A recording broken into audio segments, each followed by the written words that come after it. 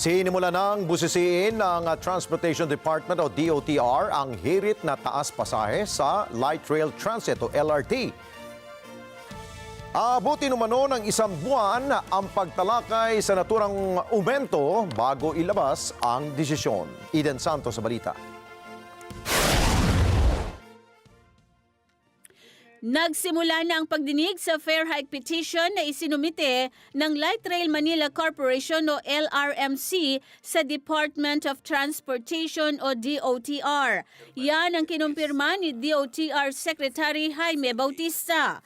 Paliwanag ni Bautista na ang operasyon ng LRT-1 ay hawak ng LRMC at batay sa concession agreement na nilagdaan noong 2016 ay may karapatan ng private sector na magtaas ng pamasahe ng halos bawat 2 taon.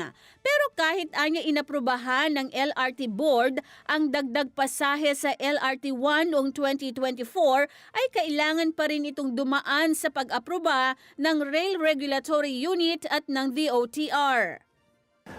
Kaninang umaga po ay nagkaroon ng unang hearing, no, ang Rail Regulatory Unit, no, para dinggin nga yung petisyon, no, kasi po kailangan merong consultation yan no, bago natin payagan na mag-increase, no, and sa kasalukuyan to ay continuous yung consultation. Inaasahan na maglalabas ng desisyon ng DOTR-RRU sa hirit na fare hike ng LRMC pagkatapos ng 30 araw. Sa petisyon, hinihiling ng LRMC na dagdagan ng 7 pesos at 48 centavos ang pasahe ng bawat pasahero. Sakaling aprobahan ng petisyon ay tataas sa 60 pesos ang isang biyahe o end-to-end trip. Alam niyo po, itong LRT-1, magbuhat nung nagkaroon ng concession agreement, meron na silang mga petition, no? 2018, 2020, 2022, and ngayon ng 2024, nag-file na rin sila ng increases, no?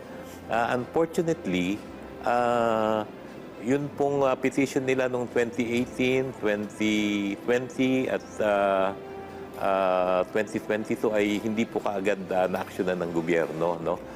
It's only last year na nagkaroon sila ng first increase, no? And under the concession agreement po na dapat naman siguro ay i-respect ng gobyerno, dapat payagan din natin silang magkaroon ng increases dahil tumataas din naman ang kanilang cost of operations, no? Eden Santos para sa Mata ng Agila. Matatag, matapang, matapat. Maraming salamat sa inyo pong pagsubaybay sa Mata ng Agila Primetime. Para malaman ang matatag, matapang at matapat na mga balita, i-follow lamang at mag-subscribe sa @Net25 TV.